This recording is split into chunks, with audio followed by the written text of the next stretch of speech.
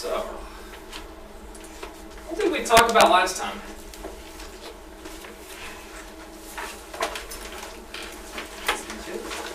What? What's that? Speeches? Yeah, exactly. That was a fair question. I mean, just what did we talk about in class last time? Nothing. 3 ways of dealing with conflict. Yeah, and how do we do that? Well, we don't want to use domination or compromise Oh no, why not? because someone will be left unhappy or partially unhappy, and you'll just revisit it again. Yeah. So integration is better because then everybody's making sure they get what they want. Outstanding. That is the thesis of Mary Parker Follett. And you've noticed almost the entire book revolves around that central thing, right? Excellent. What else? The basis of integration is produced by circular behavior. So that's what you aim to use. That's right. Yeah, so there's a circular behavior, as in when I give you an order, you react in some way. It's not a one-way kind of thing. There's kind of a two-way. Like if it's unclear, then I would ask you more questions. I'd be like, what exactly do you want? And then you would tell me. Maybe don't ask. Maybe just do the wrong thing. Like I've got to Just correction. Right? Or maybe you're not doing the wrong thing. I need to ask you why you're doing it. Maybe we integrate together. For example. Okay, what else? To integrate, both parties have to be honest about what they're actually want. That's right. That's huge, right? You actually, and sometimes you're not deliberately dishonest, right? Sometimes you just don't know what you want. Right? So you kind of got to dig a little bit to get in some facts, right? Very good. What else? Think about slaves and servants. Is that ringing a bell? There's rights over and then rights with. That's right. No pun intended. Yeah, rights. And what does that mean, rights over and rights with? Rights over, it's like you're like dominating someone. You have like control over. So rights over is not circular reasoning. It's a one-way kind of thing. That's Yeah, right. they don't have any choice. Yeah, that's right. You have rights over a slave. You have rights with a servant because they always can choose.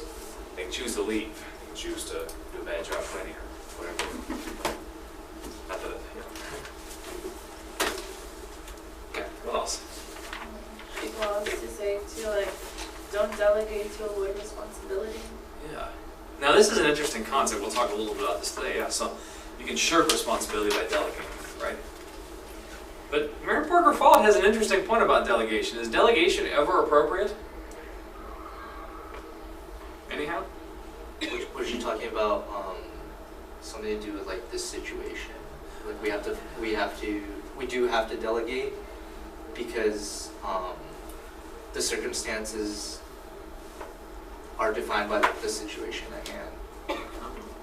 So if there's a delegation coming, it's not that I delegate to you. It's that the situation dictates certain behaviors and we all have our own part. Yeah, it's like that example we gave when you're in the army, and you're saying like the man will be mad. What's that? Yeah, because he gets what's the colonel going to say if he sees that? Versus, hey idiot, clean up the toilet. Right? Very different. Now, it's a situation that delegates in some way.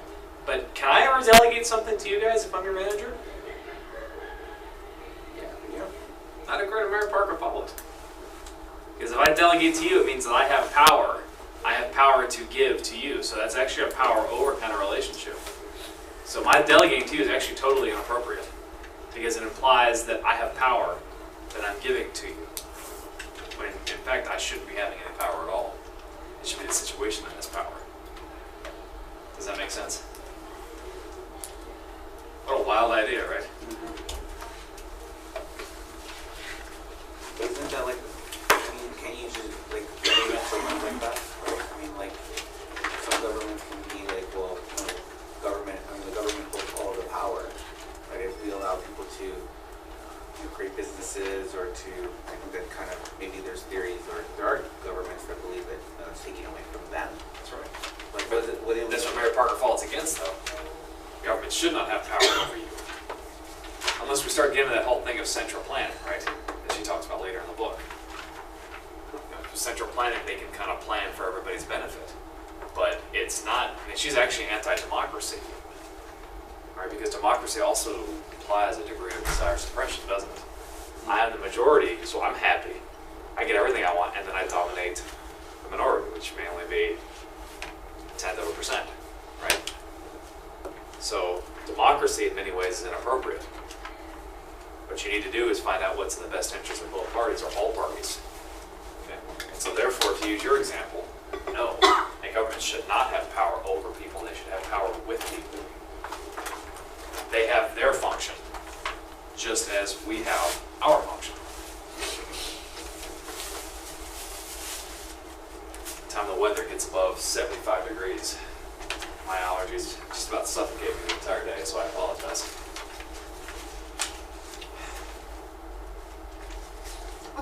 So are we good on delegation, by the way? Yeah, it's not, she's talking about giving orders.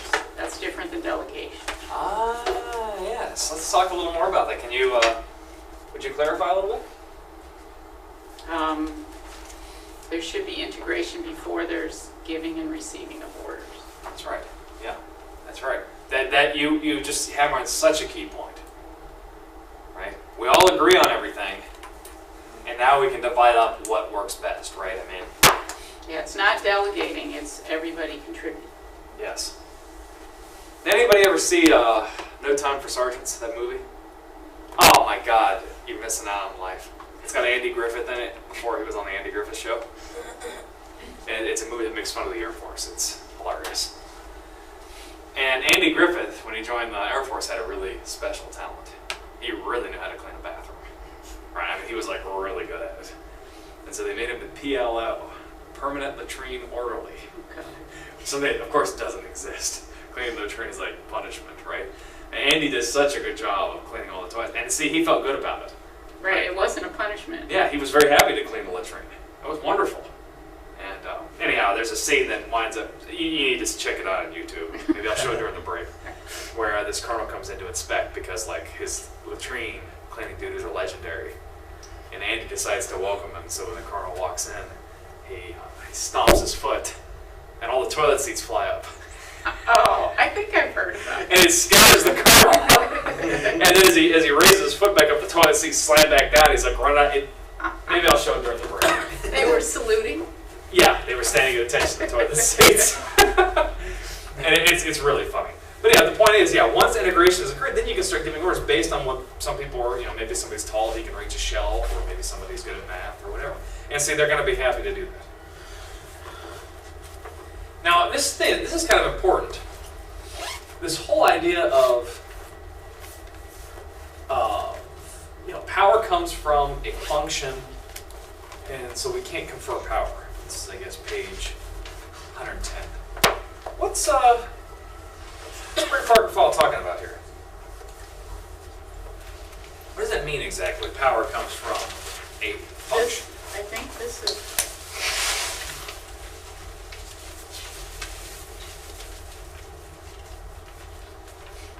This is where we stopped last time, right? That's right, yeah. We can repeat the question. Yeah, so what does it mean that power comes from function as opposed to some sort of power, right? So I'm looking at page 110.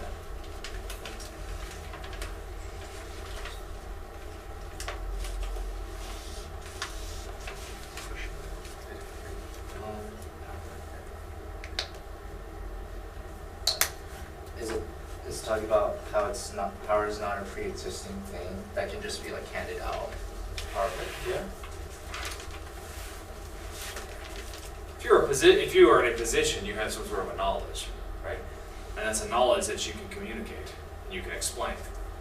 And this is how your expertise comes about as opposed to power. So think about this. Let me see if I can find the anecdote. She gives so many anecdotes, but they're kind of like spread all over the book.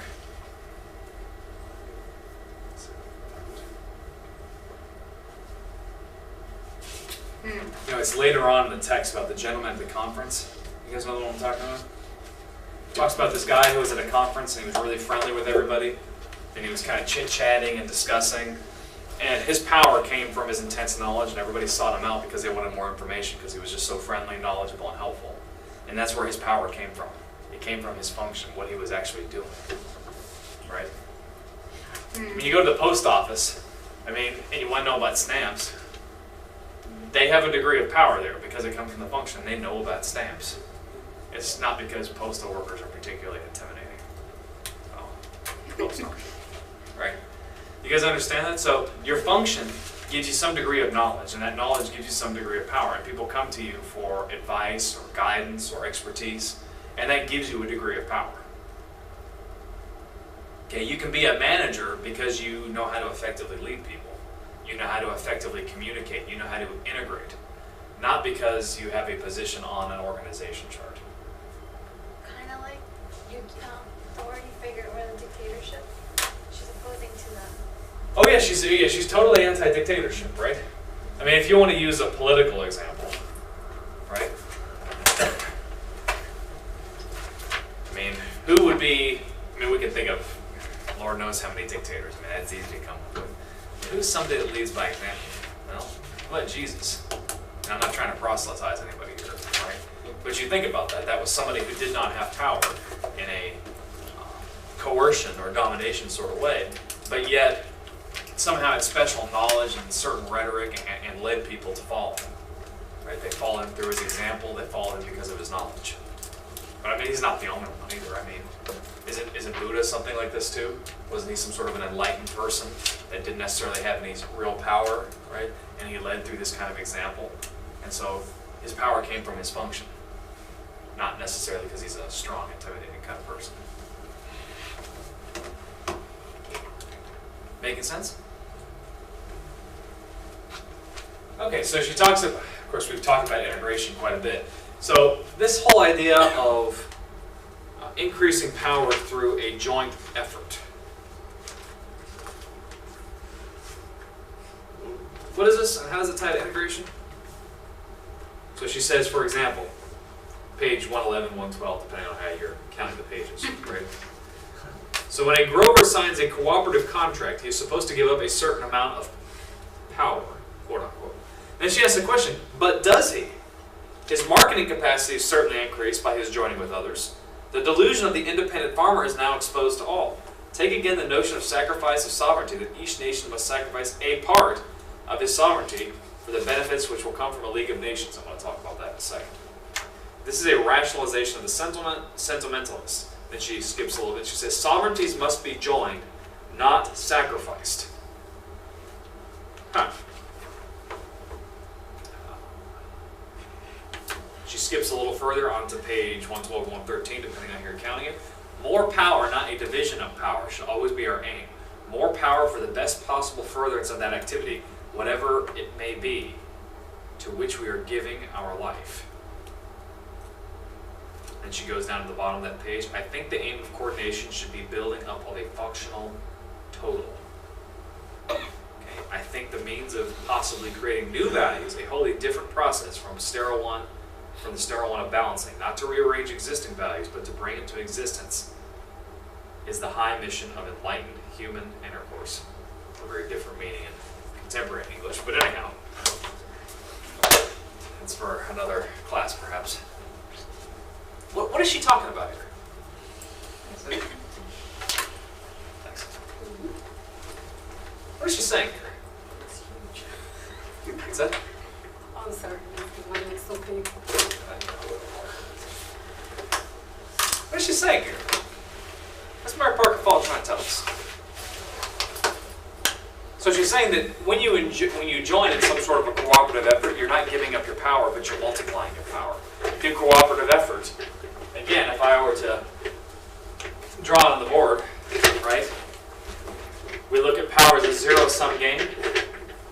You know, there's only this much power available, and now I have this much, which means I've taken power from somebody, right? The pie doesn't, it's just the same piece of pie. It's like when I'm at home, and Mom's made pecan pie, and Dad takes an extra piece of pecan pie, that means I don't get pecan pie. I have to survive with junior mints. It's not a bad consolation. But anyhow, she's saying when you join power, the size of the pie actually gets bigger, and you have more power, and you haven't necessarily taken away from anybody. So when you join in a cooperative effort, you can do more, you can achieve more individually and as a group than you would otherwise. Our whole point is 1 plus 1 does not equal 2. 1 plus 1 equals 3. 3 being the total amount of power, right? Let me give something maybe more of every day, right? She talks about farmers in this example, right? I think about stories about my grandpa, right? Now my grandpa, where he lived, they were all poor subsistence farmers. So how do you think they did? Well, every farmer had a little piece of equipment or something special. Okay? My grandpa had silos. Okay? His neighbors had tractors. Other neighbors had labor available. Some had tools. So when it was time at the harvest, they gave up some of their power to get more power, and the tractor would go to all the farms and do the sowing and the reaping, and then they all stored on Grandpa's silos, and the guy that had like 10 sons, all that labor was kind of loaned out, and so everybody kind of helped each other, and so everybody got to have a harvest versus nobody having anything. So the amount of power was multiplied by working together. That's what she said. Yeah. So does that mean, so in the beginning everyone in that example has their own comparative advantage, They do. but then once they join together, that advantage is gone, but they have more power. Okay. Everybody gets more. So the whole point, if you look at Everybody's successful. everybody's successful. Yeah, nobody really had anything taken away from them. I mean, yeah, the tractor had to be used on everybody's farm, but he needed the silos, he needed the manpower, he needed the other tools and everything else, right? And you think about this. So if you look at it from a stakeholder model perspective, remember stakeholder looks at competition? This is all about cooperation. Looking at your stakeholders through a cooperative lens. And by the way, think of our friends in Japan with the Keiretsu arrangements, where I think I mentioned this last semester. Mitsubishi's used the same spark plug manufacturer since the end of World War II, and they train their stakeholders to get better. Right? This is a lot like creating shared value, isn't it? Michael Porter, I don't know if you ever read Mary Parker Follett, but I mean, you see the same concepts being echoed. But then she takes it in a whole other step, and she takes it to the political level. She's talking about that idea of combining sovereignty. Man, didn't we just talk about that a couple sessions ago with the European Union? Right? When you think about it, Germany, Italy, France, I mean, these are not the largest countries in the world. They're not the most economically powerful, nothing like that. But you know the EU 25, I believe, has the world's largest population.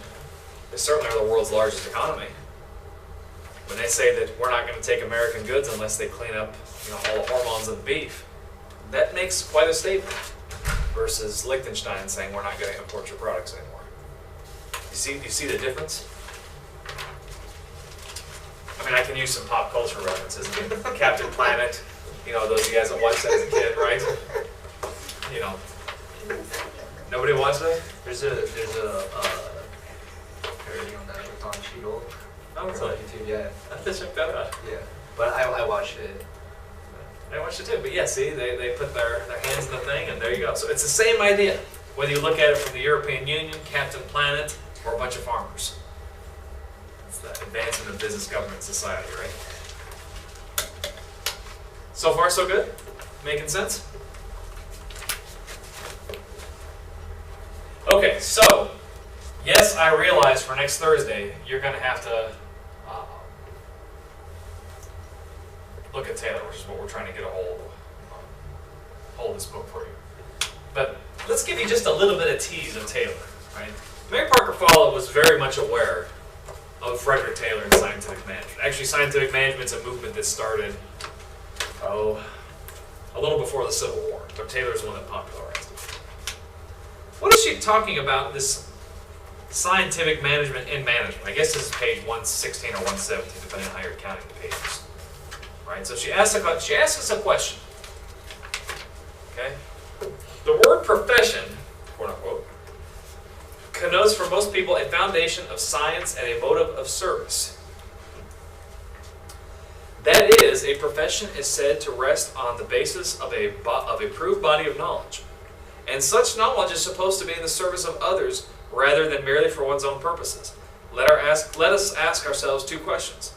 How far does business management rest on scientific foundations, and what are the next steps to be taken in order that business management shall become more scientific? Well, it's the same thing that Frederick Taylor's asking, basically. So I love this. First, of course, is the development of so-called scientific management, which, after its early stages, began to concern itself with the technique of management as well as the technique of operating.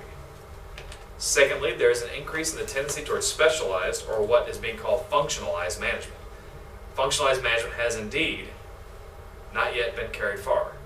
In some cases, the only sign we see of it beyond the recognition that different types of departments require different kinds of knowledge, Okay? Then she goes on and says, arbitrary authority is diminishing. Surely an indication that more value is being placed on the scientific method. Do you guys understand the context why she feels the need to say this? What's she talking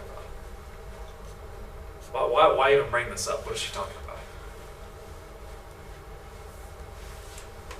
Mike? Well, I'm not exactly sure if this is what she's talking about, but I think she later says that business is always like changing. So you have to use the scientific method to like test out like new methods that will work. But I'm not sure. And, You're getting there. and management should be knowledgeable, not just somebody that's thrown in charge with no skills, no knowledge. Let's build on this a little bit, both of your comments, right? Frederick Taylor has this movement, you're going to hear all about it very shortly. Okay. And his idea is you do not give orders to somebody because of a position in a hierarchy. And the role of a manager is not to give orders. A role of a manager is to design tasks. Okay? So what does Frederick Taylor do? He looks at how people perform basic tasks. His famous examples are hauling pig iron, that's like big pieces of wrought iron that he carries around, and shoveling coal. Shoveling coal into railway cars, that is. And so he says, well, you know, if you want to maximize how much pig iron you haul, you have to do it this way. And so he would follow people around with a stopwatch. And he'd say, all right, pick up that coal and carry it over here and dump it in the thing. And now that you've carried 3 things of coal, now you take a 5-minute rest because you've worked exactly 15 minutes and you're going to sit right there and you're not going to do anything. And we're going to time that 5-minute rest. Okay, great. Now you're going to get up and you're going to carry it at exactly this angle of your arm. Okay, you're not going to carry it like this. You're not going to carry it like this. You're going to carry it exactly the way that I tell you because that's the most efficient way. And when you shovel coal, you're going to shovel it with a shovel that's exactly the same size as everybody else's. And when you do it, it's going to be this ergonomic thing. You're not going to shovel like this or, you know, like between your legs or, you know, anything like that. You're going to do it, you know, very steady, exactly the way I tell you. And when you've worked your 21.5 minutes, you're going to take a 13-minute, 45-second break. And you're going to take it right there, 5 steps away. And that's just the way a task is designed. And that's what a manager does. That sounds crazy, right? However, output dramatically increased in everything Taylor did, 3, 4, 5 times the amount. Okay? So the whole point of a manager is not to give orders. You explain to that worker, hey, do it because I've designed it this way. Now it's an interesting idea though. Follett, I don't know, understands Taylor the best. I mean, she seems to kind of imply a degree of coercion going on here, right? In all truth though, Taylor actually accepts input from workers. Okay, he's not as open as Mary Parker Follett is to suggest, but he does ask them, well, why do you do it this way? And they'll tell him, hey, I do it this way. And if you have a better way of doing it, you get rewarded financially you for that. could learn from that. Yeah, and Taylor absolutely learns from workers. He absolutely learns from workers. But he's still kind of he was known to be kind of a jerk and nobody liked him. And he had to die before his ideas actually took hold because people liked the ideas, they just didn't like him. Sad thing. Wouldn't that be micromanaging? Oh yeah, it's totally micromanaging. But they thought it was okay. Well, this is why it was okay, and this is why it wouldn't work today. When Taylor was writing, suffocation. Are you sick? I deleted classes. No, it's just allergies. Don't worry, I'm not contagious or anything. Okay. The weather's above 75 degrees, Yes, I can't same breathe. thing. That always happens to me, or if it changes. So if it starts raining, Humidity. Rain, I'm good. Take, what's the allergy medication? I'm taking some tonight, don't worry. It always makes me No, fall not asleep, though. Zyrtec. Yeah, the one that makes, yeah, Benadryl. is it better? Yeah, just take that, it It makes helps. you pass out though. Exactly, so take it at night. Yeah. Or if not, what helps, I take, even though I don't have allergies, I take Allegra. And it opens all Oh, yeah. this. I love that I'll stuff. take some Zyrtec tonight. This Oh, you is, give this me is Oh, I don't know nice. about Zyrtec. I don't use that. It works, but Well, let me answer your questions. Oh, yeah. This is okay. important, right? Back to Is it micromanaging? Absolutely it is. But you also have to remember workers back then were very different than workers now. I mean, we're all reasonably well educated. Those workers back then were not. Okay? Taylor had to face all sorts of things that managers don't have to face today. It was a challenge for Taylor to convince workers not to show up drunk. Okay? It was a challenge for Taylor to convince workers to show up on time. It was a challenge for Taylor to convince them to actually work while they were there. I mean, it was quite common. Taylor gives a lot of examples of this. A guy's working, he's shoveling, he's doing a great job, and you know what happens? They say, hey, don't you shovel so much. I'll beat the crap out of you if you continue working so hard. You take it easy. You make everybody else look bad, right? That's right. You take it easy when you're at You're work. gonna get paid no matter what. Don't. Yeah. It's like, and in my industry, it's like Oh, yeah. never pay a painter by the hour. Pay him by the job. Oh, yeah. Oh, yeah. Or like when I was a cadet, there was a lot of helping. So Taylor calls this soldiering, and I understood because I didn't do that when I actually joined the Army, but when I was a cadet, there was a lot of helping that went on. You know, helping my friend sleep in the van, helping my friend sit on his backpack, helping my friend finish his food, you know, helping my friend get some water, helping my friend figure out where his fork was. So there was a lot of helping, and not a lot, really getting done. Or figuring out what people's names were. We did a lot of that. What's your name? John. Oh, okay, you write it down. Wander off mumbling. You come back, what's your name? John. Oh, is it still John? Yeah. Let me investigate then, and you wander off mumbling. So there was a lot of this going on, right? Just to look busy. And so this is the kind of stuff that Taylor had to face. You face a little bit less of that today, though, right? You can explain things to workers. Also, a lot of workers didn't speak English in Taylor's time. Well, we have more structure now. Exactly. And because of Taylor, I want to point this out. Because of Taylor and railways, that's why people start wearing watches. Okay, before that, time was just kind of Whatever. it just kind of whatever it was, right? So there's a lot of things today that we don't have to deal with that Taylor had to witness. I know most workers would resent you doing it that way, but at that time, that was what was necessary just to get things moving in a direction period, right? Well, it seems to me that there's machines that actually do the jobs that they did back then. Now instead of maybe it was just so inefficient to get the workers to do the things that time, just decided to move on to machinery. And machines got designed better and everything. I mean, you have to remember Taylor, the things he's observing is 1890s, early 1900s. The book was published in 1911. So I mean, this is kind of the early stage of the Industrial Revolution. But that was what. I think the way you mentioned that because of the education that we have now, we actually think for ourselves. So we know how to get the job done much easier and in a much more efficient way back then because they weren't trained to think. They were just like, I gotta get this done, so it doesn't matter if I'm drunk or anything, I'll just get it done. They thought, but it was rarely good, right? Right. And Taylor calls and it they the rule didn't of thumb. But consider, they didn't consider the consequences. doing better in life or working hard to get a better Right. position, right? It was just like, I can just show up and I'll get paid. I think some people still need to be somehow micromanaged, but it sucks that there's a word for that now. But some people do take advantage of their positions and they need to be micromanaged. Oh, yeah. I could see myself micromanaging somebody, but I know that I'd get in trouble for it. Well- If they're just slacking off some people don't always have the best way of doing things and you might know, but they see it as micromanaging them. So. But you remember Theory X and Theory Y that we talked about last semester? Have you learned this already? Theory X and Theory Y?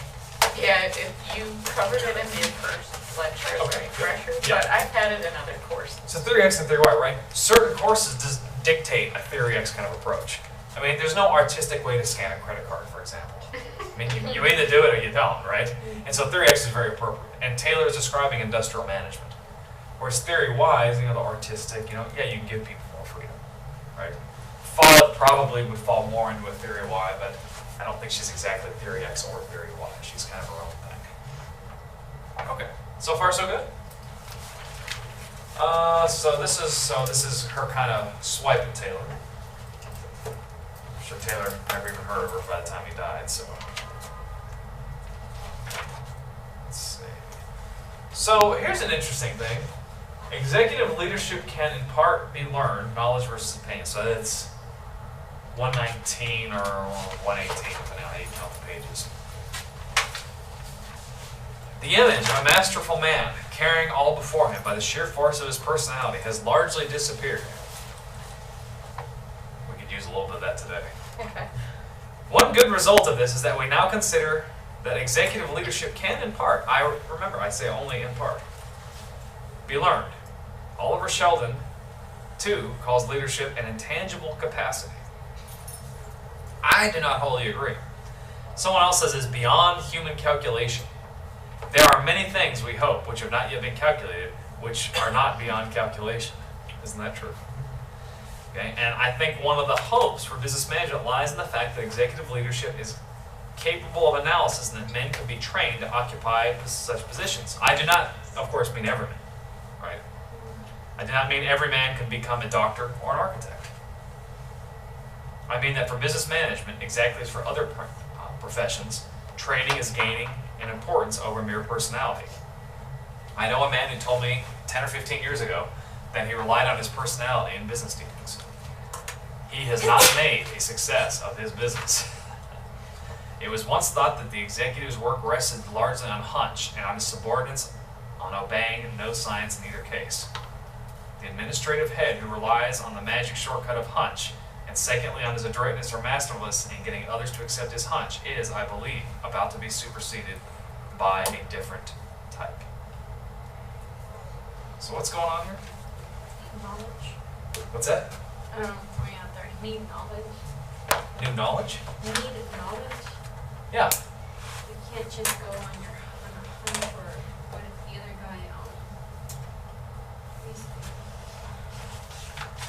on his personality. Yeah. Or his hunch. Yeah, his Yeah, his exactly. personality. Yeah, there's got to be some Knowledge. trailing. Am I getting ahead of myself? I think I am. Knowledge at the bottom. No, I think I am getting ahead of myself. But you know what? Let me get ahead of myself because I think this is important. And let's kind of skip it when we get to it later. So Mary Parker Follett is saying that management can actually be taught, and it can be a profession. Remember Plato talking about this too, right? It has to be something within you. So part of it may be within you, right? And some things might also be taught, right? So she has kind of a slightly different aspect, right? It's not so much that management is virtue, but management might actually be a form of knowledge, she thinks, right? And because it's knowledge, I know I'm getting ahead of myself, but I want to talk about this now. Remember Mary Parker Follett's discussion about management as a profession, right around the text. Do you guys remember her discussion? What is she saying? What is a profession anyhow? What does that mean? Something that you're trained in. Yeah, there's some sort of a training, there's some sort of a curriculum. Is it like the skill? Yeah, there's a skill, you are a bona fide, whatever you are. Right? You are, you know, when you are a dentist, you have gone to dental school. You know, there's not like exploratory dentistry. You know, like pull that tooth out, see what happens, and then put it back in, right? No. I mean, the dentist should know what they're doing when they start working, right? They should have some sort of a training. And yet management in many ways, that doesn't seem to be the case, right? It seems like people say, I'm the boss, I'm the manager, I'm the leader, right? There's no real formal training to go with it. Now when you think about this, you want to become a doctor or a dentist or a lawyer, you have to pass a professional board or a certification, right? You pass your bar exam, your medical boards, if you're going to be a CPA, you take the CPA exam, you know, whatever it is, right? But there's like hoops you have to jump through, right? Management does not have that. When you take an MBA, you know, I mean, there's no like thesis at the end or you know, any sort of a certification that's universally recognized. That's interesting. I was thinking about that because, you know, in a lot of other master programs, you have to write a thesis or test out, right? And then, Oh yeah. But then, as an MBA, you don't have to do that. No, most MBAs you do not. Some you do. I think here you have to either write a thesis or do a project, and most people do the project. Right, and this is unusual actually that there's a capstone. So I work in project management for construction and for property management, and they have certifications now that Oh, yeah. can be used to value your knowledge, value your worth. Yeah. Project management stuff, but that's just getting started, right? I Yeah, mean, it's not fully acknowledged. I mean, I don't know. I mean, it may be helpful, it may not be, but it's not something offered like in a university setting, for example. no. What happens is you have to have a bachelor's degree in most cases to get the certification.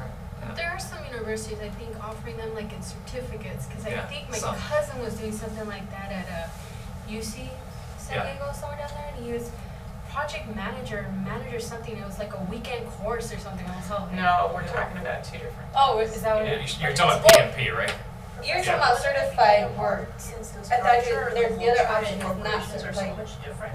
That's No, not it's- certification. Kind of hard to make It's an curriculum organization one that's for oneself. endorsing you. I want you to bring this Oh. And point. so they have all these requirements, and one of them is that you have a bachelor's degree. They don't really care in Oh. what field, Yeah, something. but that it shows that you've completed. Yeah, mine, I think that the one he was doing, he didn't even need an associate's. It was just more like, Esperella's got a good point though with this. I want you to repeat that one more time because I think it's a valid point.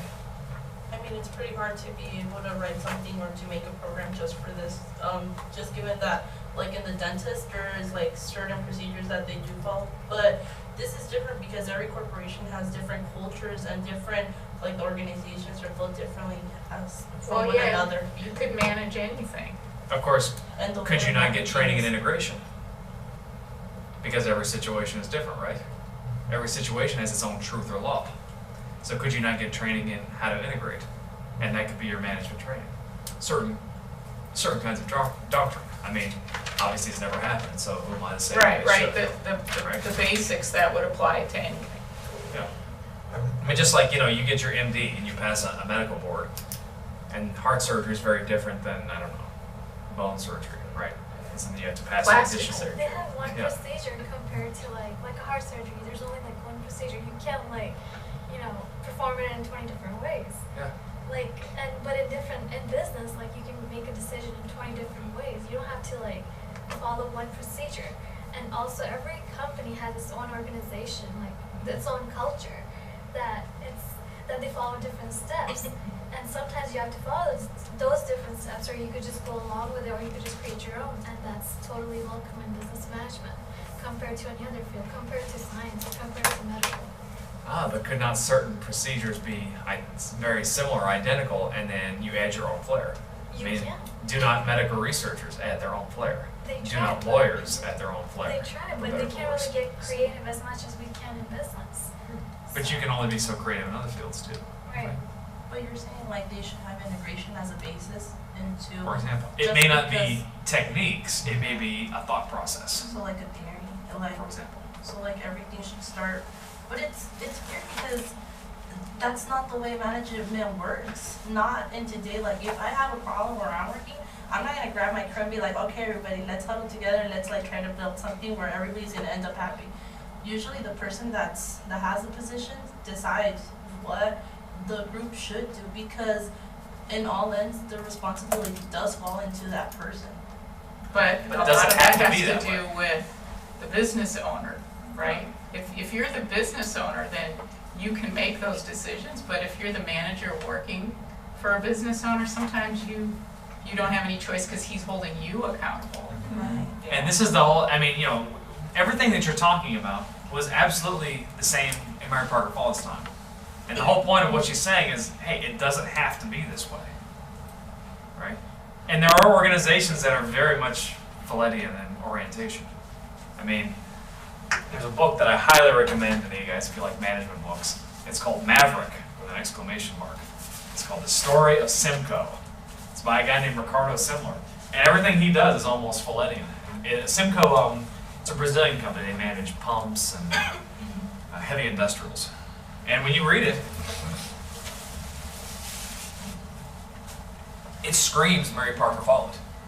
There's no real hierarchies in his organization. Everybody kind of comes to work. As long as they get everything done, it's okay. There's no offices. There's no executive parking spots. If you need an office, you sign one out. It's a very interesting book. I highly recommend it. It's about maybe 350 pages. So you're right, Esmeralda. This is the way it's run today. But the whole point of Mary Parker Follett is, does it have to be that way? Must it be that way or not? And you don't have to agree with her 100%, but the whole idea is, can you question a little bit? It depends, I believe, in the job, like, just in the organization, because I don't think there's some organizations that have the flexibility that every time we come to an end where we can't all agree, do we have the time that everybody has to come up with the like same decision where we're all gonna be happy? And that's kind of hard. That's where I would hit a wall with her theory or whatever she's talking about. And I think to people like in management, I think we become used to being managed if you're not in the management position. So you always look for direction, right? So one of the things that I'm learning as I'm trying to move up in my career is like I've met people that have never done the jobs that they're managing, but they manage all the way throughout their career. So like at one point they learned the job that they were doing, and then they moved into management, and then just kept shifting into management positions. But it's like, you know, you get a different perspective from somebody has done the job and then gone into management to manage that specific job. But you also get a different perspective from somebody else that's just been in management their whole career. So you're like, so I mean, I think when people try to collaborate, it's also like having somebody control it, right? Control the collaboration, control like what's really going on. Because there's 10 different people and they all have 10 different ideas, how do you really get to one common? Right? Maybe if we had manager training, like Follett was saying, we would know. Possibly. How do arbitrators work? I mean, are they not trained in integration? Yeah. And is that not their occupation, trying to find solutions that both parties agree to? Yes, And did they not go through common training? And yes, they do apply it to law, but can we not apply that to management as well? And you're right, it will never be 100% perfect. And remember, Follett says that. Sometimes it won't be 100% perfect. And some people just don't want to integrate. That's right. That happens too, right? She acknowledges that. But we should try as many times as we can. Of course, as I mentioned, there's no artistic way to swipe a credit card. You just have to tell people this is how you do it, right? But other things, yeah, why not? Why not?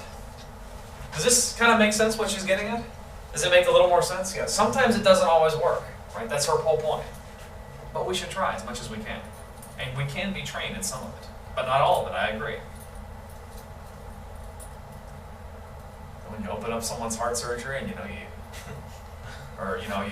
open up someone's like stomach operation, and there's like this telepathic alien from Mars in it, and it's like, nobody saw that movie? No, that was that movie with Arnold Schwarzenegger, Total Recall. Oh, yeah. That's really yeah, but you said open up you open up the shirt. Oh, was it? I thought it was his stomach. No, he opens up his shirt and the thing comes out of the stomach. Oh, It sounded like you said they cut it up the stomach. and it that's came how I out. remembered it, but maybe that wasn't it. Okay. I remember that The movie. whole thing, like in theory, Yeah. it sounds really great just because it would make that everybody would work more efficiently because everybody would be happy with the outcome of like everything you do at work. Because then when people don't get their way, that's how saboteurs come about. Because now they're not happy at the job and now, okay, well they didn't get my way, they got his way or whoever, so now I'm gonna be out to get them. Or I call it sick Or at I'm the not last gonna go to work. moment. Sometimes not everybody's gonna be happy with the I'm in outcome. theory, yeah. You should see how Scandinavians manage. Almost everything they do is based on consensus. I mean, it's a very consensus-oriented society, and I think her ideas work very well in Scandinavian culture. Now, I had a friend from Germany who worked in Scandinavia, and she hated it. She said she was sick and tired of being in meetings where everybody had to say their piece, and they never got anything done. That was her perspective. But she was a very domination/coercion type of person, so maybe that didn't work for her. She wanted to just be in charge. And so she left Sweden to go back to Germany. But you see, there are certain contexts where this works really well. Right? Now, remember we talked about Jeff Checkle and socialization? I think people can also be socialized to accept this kind of behavior. Right? And so that might take time, that may take generations. Follett didn't do it in her day. But in some parts of Europe, again, Northern Europe and Semco, I mean, it can happen. It's kind of a process, it may take years. Okay, so we'll skip over that part when I get to it later in the slides. What do you think about this whole discussion on 119 Oh, by the way, before I move on, does this make sense, what she's getting at? Have I made this clear so far? Okay. So, depending on 119, 120, depending on your pages, right? Talks about rights ethic. A significant indication of the different type of management required today is the fact that managers are somewhat less inclined to justify their behavior by a claim of abstract rights. I love this. An employer used to say, I have a right to treat my men so and so, or my behavior is, in this matter, is perfectly reasonable. Today, there are many more who are inclined to say, if I treat my men so and so, how will they behave? Why will they behave in that way? It takes far more science to understand human beings and their rights than to proclaim loudly our own rights and reasonableness. So, what do you guys think about that one? It's the worst excuse for giving an order. Oh yeah. Remember we talked about the rights ethic last semester and then also earlier? You know, I have a right to free speech. I have a right to Privacy. Yeah, and so is it fair for me to say I have the right to free speech and for me to like insult people? I mean, technically I guess I have the right to do it, but should I? Should I do that? Right? And that's exactly what she's getting at here. Right? I mean, I guess you could say I have a right to manage you because I'm paying your paycheck. But you're going to have that coercion, you're going to have that desire suppression, all that stuff. And is that a good idea? Again, eventually they'll come to resent you. Well, Versus, you're not giving the person any reason. Does that mean you don't have a good reason? And that's why you're saying, well, I have a right to do that. Yeah. I actually was working with someone who didn't have any kind of business experience. And we're having this conversation on the phone, and he wants to take one of the employees and have her do additional work. And it was a really bad idea. And I tried to explain every reason about why it was a bad idea. And he said, I don't care. I'm the boss. That's what I want to do. Yeah. And he had no argument. He just felt like, well, it shouldn't matter. I should just get to do whatever I want. And how did that work out for him? I said, I don't want to hang up on you, so I'm going to tell you that I'm going to end the call. And then his partner called me and said, what happened? And I told him, he said, I'll talk to you. You see, that was kind of like the integration that we talked about that I had last time, right? It was, one individual, and then, maybe somebody else can explain it better or differently or something like that, right? Yeah, or listen maybe. That too, right? What Yeah. about like acquisitions? Like when you acquire a company and you go through that, and then sometimes some companies keep maybe the other company's policies, or they keep, and then there's all the adjustment phase, right? Like so, all that integration, and they do hire people to help through that integration process. It's kind of crazy. But of course, that's a tough one, right? I mean, people do get let go and everything. Yeah. I think it's the same thing that was happening with my boss, keeping from trying to give me the raise. Every time he kept trying to back it up with, well, I keep trying to give you more work, but you're not really inclined to it. I'm like, well, I'm already working overtime. I only have so many hours in a day. Oh yeah. His excuse was like that I was being like just saying no every time. They just lose all credibility. No. Because again, they're not asking that question. How do you really feel? And by the way, sometimes you have a legitimate reason. Maybe, maybe it's, you are working overtime, you're doing X, Y, and Z, and, all this thing. If they just listen and they got to the truth of the situation, then they know. Yeah, it's always a questioning, well, how long is it taking you to do this? How long is it taking you to do that? It shouldn't take you this long to do this. I mean, it's like, he didn't know what I was doing, but yet that was his excuse to let me go.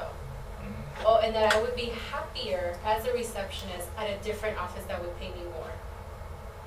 I was like, okay. Yeah. I know. It's frustrating. That's okay, his office is So I think we got the anti-rights. Yeah, I think we got that one. Yes, I mean, I hear it. I just feel like I feel like so bad when I hear these kinds of stories, but yet I know they're true. His ship is sinking. His ship is sinking. Yeah, people are quitting. What do you think about this My experience. economic history that she gives on kind of, 120, 121, 122, depending on how you count the pages? Great epics of history described by John Commons. Okay, so first was the era of scarcity.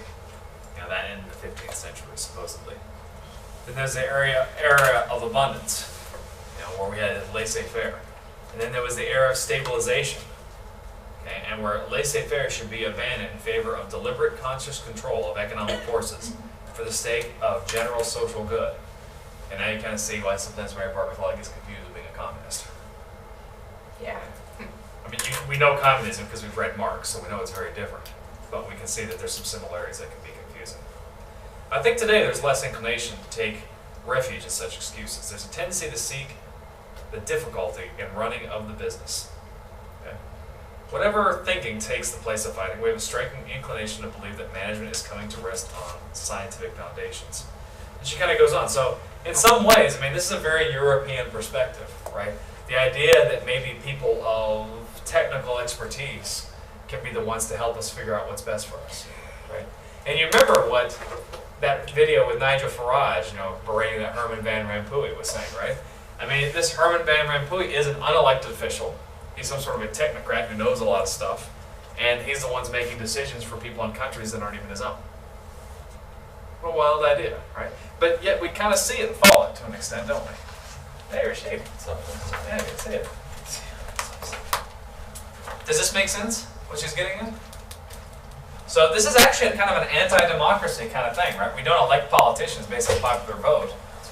You start getting to this idea that someone with exceptional technical ability should be the one making decisions for general societal good. That'll keep you up at night, right? So, I love this. Why don't you talk about kind of this discussion of what management is? What page It's always a trick question. It's either 122 or Just 123. the bottom number. Oh, To yes. the top So of the on your argument, we would say 123. Okay. On mine, it would be 122. So she talks about on the technical side, there's some sort of a knowledge of production, distribution, right? That's the scientific side. And then on the personal side, how to deal fairly with one's fellows. Okay? The first has been, something that can be taught, and the latter is thought to be some sort of a gift. Okay? She kind of goes on. The reason we are studying human relations in industries, we believe there can be a science of cooperation. This is the whole thing that we're getting into about, management as a profession. But this I mean that cooperation is not, and I insist on, merely a matter of good intentions, of kindly feeling.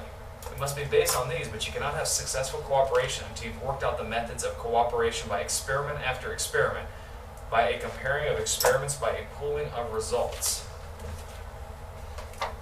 What's she saying here?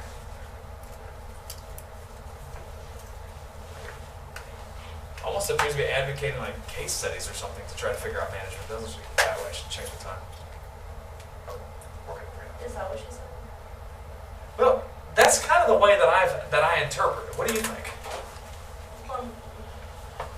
Now that you're mentioning it, yeah, because we do look at other cases, when a business does fail, I'm always taken to business, but I know she's talking about it in theory.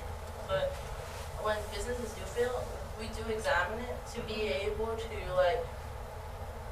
think what management should require or shouldn't require to be able to grow or change a business for the better.